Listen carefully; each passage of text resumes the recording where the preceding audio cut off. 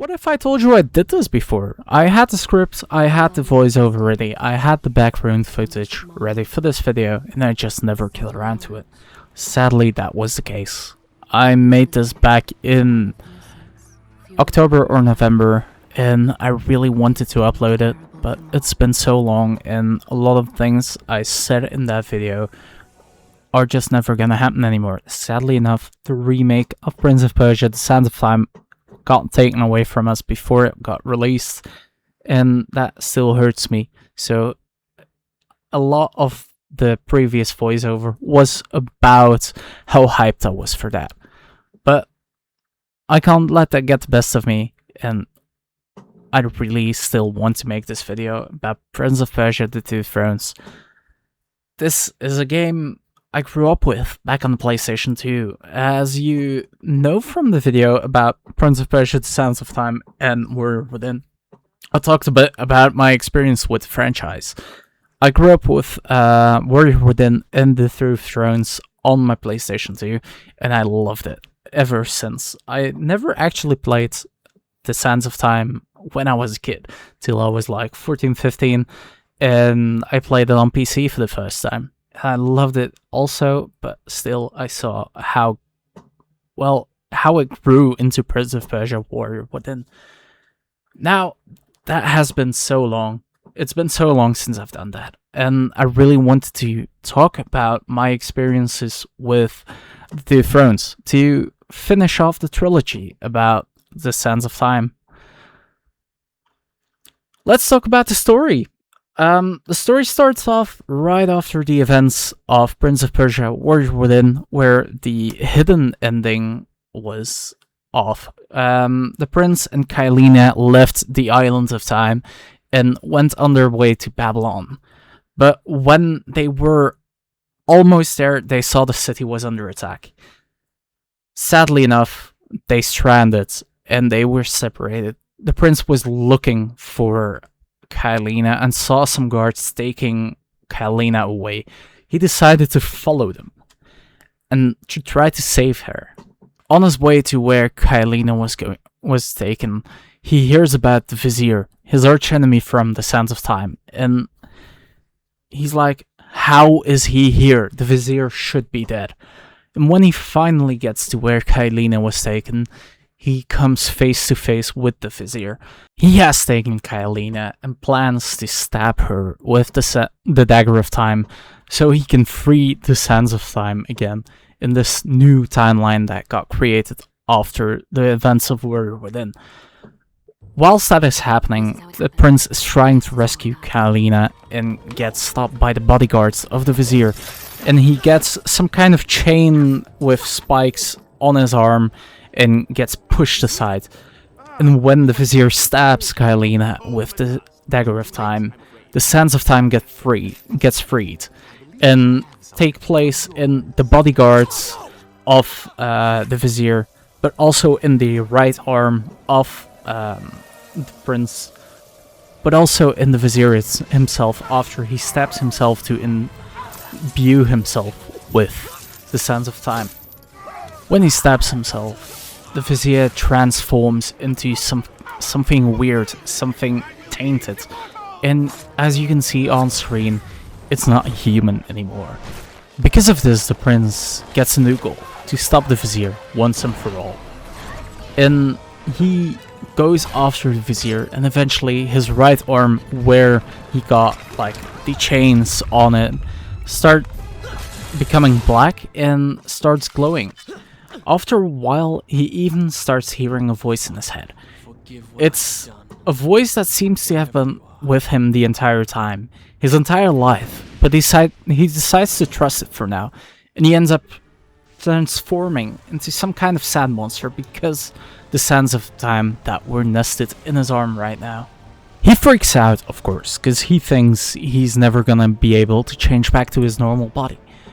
But while his goal hasn't changed, he still has to go after the Vizier, and he is not afraid anymore. He is just full by anger. And eventually, he gets into water. But because of that water, something happens. He transforms back into his normal body. And on the way he frees a woman without his own knowledge. This woman is someone we knew from the Sands of Time. The prince knows this woman. He actually spent time with her within the events of the Sands of Time. She is known as Farah to the prince, and he also rescued her back then. The prince and Farah eventually end up working together with the goal to stop the vizier and to save the people of Babylon. But he ends up regaining the love he had for Farah during the game, and the voice in his head is saying, "No, you have to focus. Focus on defeating the vizier. We have to end this by killing the vizier. And when that's done, every other problem will be fixed." This is right around the time where the prince and Farah hear people screaming for help, and she decides to go help them. But the prince, he is like, "I can't. I have to go and stop the vizier." And she's like, "Okay, but I have to go. Do your thing. I don't care. I have to go help them." And the prince stops for a while as Farah runs off to save the people and ends up ignoring the voice in his arm and goes after Farah to help her save the people, but mostly because he is concerned. When the prince finally catches back up to Farah, he gets stopped by the bodyguard, one of the bodyguards of the vizier. And the prince says to Farah, "You go. You help those people. I'll deal with her." And so he and the bodyguards end up fighting, but mid-fight he transforms into what we call the Dark Prince, the Sands monster he becomes, and he ends up killing that bodyguard. But at that time, sadly, Farah comes back and sees him in his sand monster form. She feels betrayed by the prince, because he didn't tell her, and she doesn't trust any of the sand monsters. Because of that, she tries to shoot an arrow at the prince, but misses really badly. The prince is really sad about this, and he tries and wants to get back into Farah's good graces. But eventually, luckily the prince transforms back to his normal body. But because of that interaction with Farah, he decides to take heed and caution when talking with the voice in his arm. As the prince goes back to his goal of killing and stopping the vizier, he eventually hears and sees a building catching fire and lots of workers in there trapped, screaming for their help. The voice of the Dark Prince is saying to ignore it, telling him it's a trap, but the prince doesn't want to. He has seen a lot of people lose their lives, and he's like, "No, this is it. I have to help my people." He goes into the building, and while he's in there, it gets set on fire. He tries to rescue the people, and eventually, when they are rescued, it really was a trap. Right when they get out of the building and get on the square of the town, they get ambushed by the army of the vizier. It looks like there's no hope in sight. But after all that, the people that the prince rescued come together. They try to help the prince by stalling the soldiers so the prince can go on, together with Farah, to go and kill the vizier. Eventually, the vizier kidnaps Farah, and the prince falls down into the depths of Babylon, into a kind of well where there's no water inside, where he transforms back into the sand monster, the Dark Prince. With no water in sight, there is no hope that he'll eventually get to go back to his normal body. But once all hope seems lost, the prince finds the sword of his father, the king of Persia, and because of that, the prince finally gains the mental strength to block out the Dark Prince completely, and he transforms back to his own body and really doesn't transform back from here on. But he makes his way up to where Pharaoh is taken by the vizier, and he ends up fighting the vizier and stabs him with the dagger of time. That kills the vizier, but also gets all of the sands of time back where they come from. He sees Kylina that tells the prince to live his life and to say the sands of time never were good for this world. The prince gives her the dagger of time, and because of that, there are no sands of time in this world anymore. All the sands of time and everything around it gets taken away from the world. But however, it's not over yet. It seems like everything's going good and well, but the prince falls down and gets into his own mind space, where the Dark Prince is trying to take control over the prince once and for all. The prince is struggling with this battle. He's losing the fight between him and the Dark Prince, but eventually he hears Farah's voice, and that helps him to win the fight with the Dark Prince by shutting him out forever, so he is no more. In the meantime, we're at the end of the story, where Farah asks the prince how he really knew her name, and so he tells her about all his experiences from the start of the Sands of Time to where we are now. I love the ending of this game, especially after playing the Sands of Time for the first time and seeing that the sentences he ends the game with are the start of the Sands of Time. I really love that little touch, and I really love the story of the whole trilogy, and especially the end of this game. Now that we're done with the story, I really want to talk about my experiences with the game, from technical performance to also the gameplay. I really loved my time playing this game, I really did, but I must say I had some issues. Nothing major, but there were there. There were times where I had to go up and down on chains, but that just didn't work sometimes for me. I don't know why, but it ended up breaking, and sometimes it just fixed itself for a while, sometimes it didn't.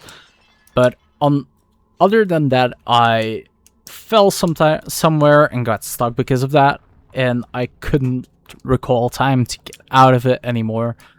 But those were the only technical issues I really had. Overall, this game was really good in the technical case, and it ran really good. What I really loved about this game was the stealth system. I don't know what it is with stealth systems, but if it's good, it really ups the ante. And how, even though the combat is good, I really like that you can avoid a lot of the combat with stealth sections. And you don't have to do them if you don't want to, and that is something I really loved. I didn't like that as a kid because I found it to be very hard because it's like more of quick time events, but this playthrough I didn't really have problems with that. Other than that, and the combat from that got mainly taken over from the Warrior Within, I really still enjoyed the parkour. They added some things with like some planks that propelled you when you jumped on them, and I really loved that. There was way more focus on parkour than I remembered, especially in the Dark Princess segments where you can use the chains as a whip and like get yourself over huge amounts of space. I really enjoyed it. I really did enjoy the combat as the Dark Prince more than as the normal Prince. Even though the combat was really good already from Warrior Within and got improved a small bit, I really enjoyed the combat as the Dark Prince a bit more. I also loved how you take damage as the Dark Prince and get healed not by water as in the Warrior Within, but when you take up Sands of Time. That heals you completely, and I really found that a neat touch, and I really loved playing as the Dark Prince. That being said, there was one thing I really did not like about this game, and that was the first time you transform into the Dark Prince. It's, as the player, it's like, whoa, what is happening? But the Prince does barely react, in my opinion, sadly enough. But That's the only real thing that I complain about. I think it should have had more of an impact on the prince at that moment, because it looked like it wasn't the first time. But that's the only thing I really didn't enjoy. There was no cutscene or anything. It just kind of happened. After all that, we get to something I promised I would do in the last video. In the video about Warrior Within, I said I was going to rank the 3 games to tell you which is my favorite in, yeah, the top 3. It's a trilogy. And before we get to the ranking itself, I really must say all these games are amazing. I really love all 3 of them, and I highly recommend you play them for yourself. But we're going to get into the ranking now, and on 3rd place there is Prince of Persia: The Sands of Time.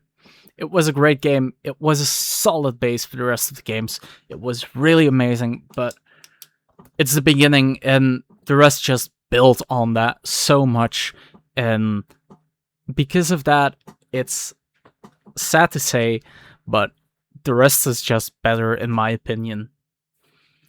On 2nd place, though, is this game, The Two Thrones. I really loved it, and as a kid, I was thinking of how they were equal for me, Warrior Within and The Two Thrones, but I must say, the story of Warrior Within is a bit more my thing. The soundtrack of Warrior Within is a bit better, and I love the stakes a bit more, but still, both of them are solid, and because of that, as you know, on first, on the gold medal for me, is Prince of Persia: Warrior Within.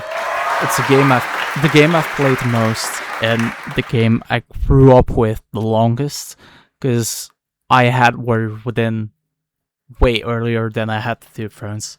I really loved this game. I love all 3, and I also love the other Prince of Persia games that came after. After all that, we get to the ending of this video, because I'm not gonna talk about more. I told the things I wanted to tell you.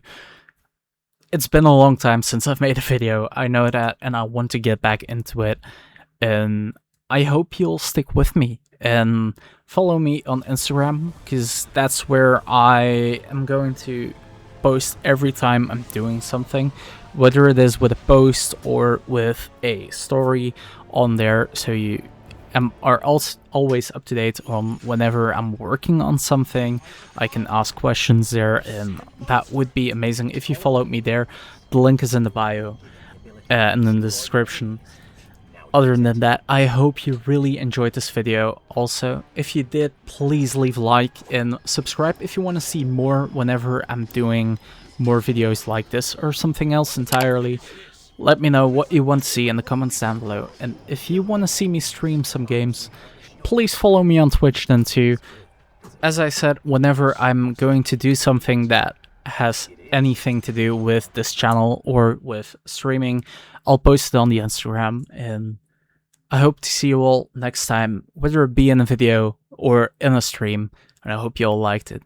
I hope you have a great day, and I'll see you all later. Thank you guys for watching. Bye.